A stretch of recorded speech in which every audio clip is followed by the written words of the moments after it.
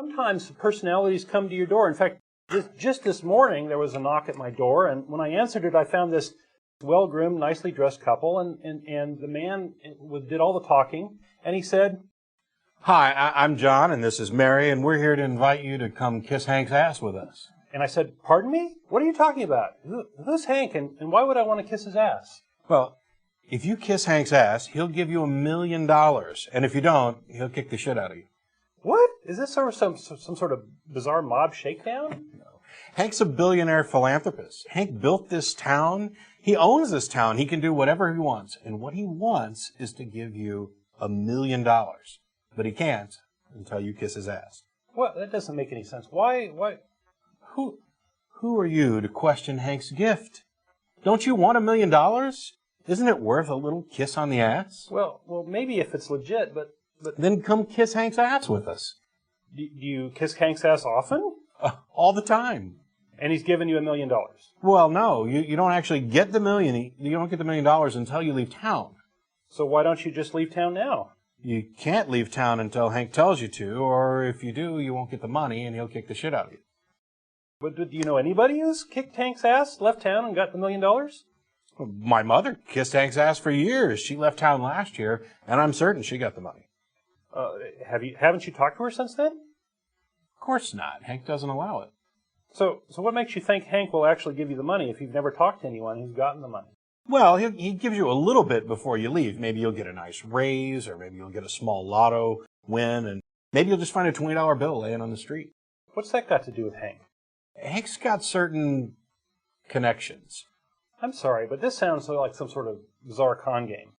But it's $1 million. Can you really take the chance? And remember, if you don't kiss Hank's ass, he's going to kick the shit out of you. Maybe if I could see Hank or talk to him and get the details directly from him. Nobody talks to Hank. No one's allowed to talk to Hank. Well, then how do I kiss his ass? Well, sometimes we just blow Hank a kiss and think about his ass. And then other times we'll kiss Carl's ass and he passes it on. Who's Carl?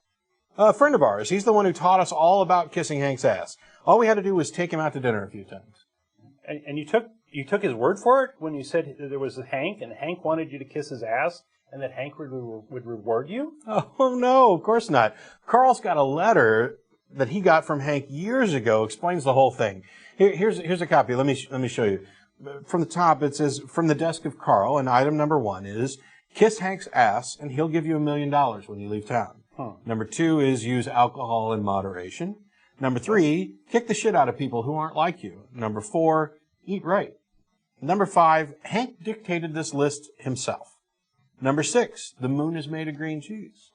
Number 7, everything Hank says is right. Number 8, wash your hands before going to the bathroom. Number 9, don't use alcohol. Number 10, eat your wieners on buns, no condiments. And number 11, kiss Hank's ass or he'll kick the shit out of you. Well, this appears to be written on Carl's letterhead. Well, Hank didn't have any paper. Well, I have a hunch if we checked, we'd find this is Carl's handwriting.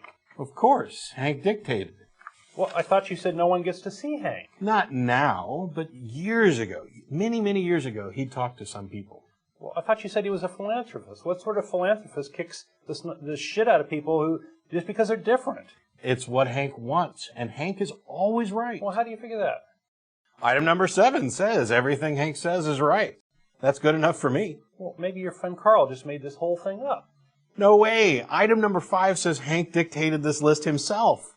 Besides, item number 2 says use alcohol in moderation. Item number 4 says eat right. And item 8 says wash your hands before going to or after going to the bathroom. Everyone knows those things are right, so the rest must be true too. Well, number 9 says don't use alcohol, which doesn't quite go with item 2, which says use alcohol in moderation. Look. And 6 says the moon is made of green cheese, which is just plain wrong. I know. There's no contradiction between number 9 and number 2. 9 just clarifies 2. 2 says use alcohol in moderation. 9 says don't use alcohol at all. That's just extremely moderate. As far as number 6 goes, you've never been to the moon, so you can't say for sure. But scientists have pretty firmly established that the moon is made of rock. But they don't know if that rock came from Earth or from outer space. So it could just as easily be green cheese. Well, I'm not an expert, but I think the theory that the moon was somehow captured by the Earth has been discounted. Besides, not knowing where the rock came from doesn't make it green cheese. You just admitted that scientists make mistakes, but we know that Hank is always right. We do? Of course. That's item number 7. Well, you're saying that Hank is always right because the list says so, and Right. the list is right because Hank dictated it, and we know that Hank dictated it because the list says so. That's circular logic. It's no different than saying Hank is right because he says he's right. Now you're getting it. It's so rewarding to see someone come around to Hank's way of thinking. Hallelujah. But, oh no, never mind. What's the deal with the wieners? Wieners in buns with no condiments. It's Hank's way, and anything else is wrong. Well, what if I don't have a bun? No bun, no wiener. A wiener without a bun is wrong. No relish? No mustard?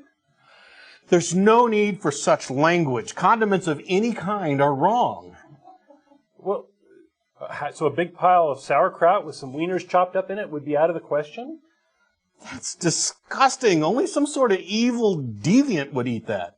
It's good. I eat it all the time. Well, if I'd have known you were one of those people, I wouldn't have wasted my time. When Hank kicks the shit out of you, I'll be there counting my money and laughing. I'll kiss Hank's ass for you, you bunless, cut-wienered crowd eater. I'm leaving. And with this, John dragged Mary to their waiting car and sped off. Yeah. So One of the things that I found just so funny was Jim, when he first put this up here, he started getting emails and hate mails, or some of it was hate mail, some of it was just sarcastic nonsense from Christians saying, oh, you think that's really funny and blah, blah, blah, and that's not a very good, accurate parody of Christianity at all. And he wrote back and asked him, what makes you think it was about Christianity? Nowhere do we mention that. Yep. Nowhere do we mention that it's about religion at all. Perhaps maybe you just happen to see yourself in there a little more than you're willing to admit. That boy ought to be signing up for the football team rather than wasting his time all day up in his room reading silly science fiction books and smacking his ding-dong to photos of saggy-breasted African women. Okay, so that's a little sampling of Pastor Fred.